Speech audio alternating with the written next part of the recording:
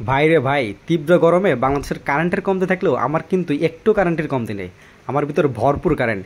তাই আমি আর দাদা ভাবলাম আজকে সুলতান ডাইন্সের নতুন দুটো রেসিপি ট্রাই করা যাক। সেজন্য খুব তাড়াতাড়ি আমরা বিনোদপুর বাজারে চলে গেলাম এবং সেখান থেকে একটা রিক্সা নিলাম জিরো পয়েন্টে যাবো বলে। এবং আমরা অপেক্ষা করতে লাগলাম কখন জিরো পয়েন্টে পৌঁছাবো। তোর তো আর সচ্ছিল না। তো তারপর রাজশাহী শহরের সুন্দর রাস্তা দেখতে দেখতে আমরা কিন্তু কিছুক্ষণের ভিতরে জিরো পয়েন্টে পৌঁছে গেলাম। তো তারপর চিন্তা করলাম আমরা নিউ মার্কেটের রাস্তা ধরে হেঁটে হেঁটে সুন্দর ডান্সের দিকে যাব। তো যে কথা সেই কাজ, আমিও হাঁটতে শুরু করলাম, দাদাও হাঁটতে শুরু করলো। তো হাঁটতে হাঁটতে আমি কিন্তু ঘেমে যাচ্ছিলাম। তো দেখতেই পাচ্ছেন কী পরিমাণ রোদ, তার উপরে গরম। আমার তো আবার কারেন্টের কম। দূর থেকে আমরা কিন্তু সুলতান ডাইন্সের তাদের সাইনবোর্ড দেখতে পাচ্ছিলাম। তো দেরি না করে আমরা সুলতান ডাইন্সের ভিতরে প্রবেশ করা শুরু। ভিতরে প্রবেশ করতে কিন্তু আমরা কিছু মানুষকে দেখলাম, তারা তাদের পার্সেল নিয়ে বাইরে বেরিয়ে চলে আসছিল।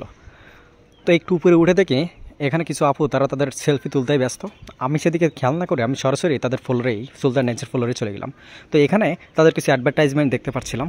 আমি মূলত এগুলো সম্পর্কে আগে থেকেই অবগত ছিলাম, তাই কোনো কিছু তোয়াক্কা না করে সরাসরি আমি তাদের রেস্টুরেন্টের ভিতরে চলে যাই। তাদের রেস্টুরেন্টের ভিতরের ইন্টেরিয়রটা বেশ সুন্দর ছিল এবং বেশ সাজানো গোছানো ছিল, যদিও বা মানুষের ভিড়ের কারণে সে জিনিসটা বোঝা যাচ্ছে। যদিও বা আমরা আমাদের খাবার সম্পর্কে অবগত ছিলাম, সেই জন্য কোনো কিছু না ভেবে অর্ডার করে দিয়েছি এবং আমরা ওয়েট করছিলাম কখন আমাদের খাবারটা আসবে। তো কিছুক্ষণের ভিতরেই আমরা আমাদের পেলাম আর কি। তো তারপর আমি মূলত এটা দেখতেছিলাম যে মাংসের সাইজটা আসলে কেমন। মাংসের সাইজটা আসলে স্যাটিসফাইড ছিল, কিন্তু আমাকে যে পোলাওর পরিমাণটা দিল এটা মূলত কম মনে হয়েছে। আর এটা ছিল চিকেন দম বিরিয়ানি। এটা দেখতে বেশ ভালোই লাগছিল, কিন্তু আমার কাছে মনে হচ্ছিল কেন জানি পোলাওর পরিমাণটা খুব কম। সেদিক থেকে আমি যদি বলি মাংসের পরিমাণটা খুব বেশ বড়ই ছিল।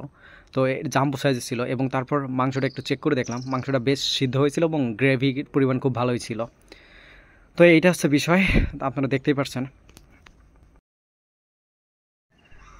তারপর আমি দাদাকে জিজ্ঞেস করলাম দাদা আসলে কেমন লাগছে। দাদা তো দেখি আমার আগে শুরু করে দিল। দাদা বলছে তার কাছে খুব ভালোই লাগতেছিল। মূলত টেস্টটা উনিই জানে, দম বিরিয়ানির টেস্টটা দাদাই বলছে তার কাছে খুব ভালো লাগছে।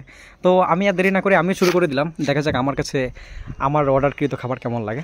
আমি মূলত এত কিছু চিন্তা না করে খাওয়া শুরু করে দিয়েছিলাম আর কি, কারণ আমার প্রচুর পরিমাণে ক্ষুধা লেগে গেছিলো। তারপরে যদিও বা অনেক গরম ছিল তার উপর, কিন্তু ভিতরে এসি ছিল, তাতে কোনো সমস্যা হচ্ছে না। আপনারা যদি এটা টেস্ট করতে চান অবশ্যই চলে আসেন, কারণ হচ্ছে দাম অনুযায়ী মানটা ঠিক আছে আমার কাছে যেটা মনে হলো। এবং আপনার মাংসের সাইজটা পছন্দ হওয়ার কথা। আমি আশেপাশে সব দিকেই খেয়াল করে দেখলাম মাংসের সাইজটা বেশ বড়। আচ্ছা, আমরা আমাদের খাবারের দামটা বলি। আপনি যদি বিফ চাপ পোলাও যদি ট্রাই করতে চান তাহলে আপনাকে খরচ করতে হবে 220 টাকা জনপ্রতি। এবং যদি আপনি চিকেন দম বিরিয়ানি ট্রাই করেন সুলতান ডাইন্সে তাহলে আপনাকে ব্যয় করতে হবে 199 টাকা। এবং পানি এবং অন্যান্য যে ড্রিঙ্কসগুলো আছে সেগুলো আপনাকে এক্সট্রা কিনে নিতে হবে, সাথে আপনার প্রাইসের সাথে ভ্যাট যোগ হবে। এটা হচ্ছে মূলত খরচ। তো এত কিছু কথা না বাড়িয়ে আমি কিন্তু খাওয়াতেই ব্যস্ত ছিলাম মূলত। কথায় আছে রান্না যখন ভালো হয় তখন মানুষ কিন্তু প্লেটটাও চেটে উঠে খায়। আমাদের অবস্থাও তাই ছিল, একে ছিল খিদা, তার উপরে ছিল রান্নাটা ভালো।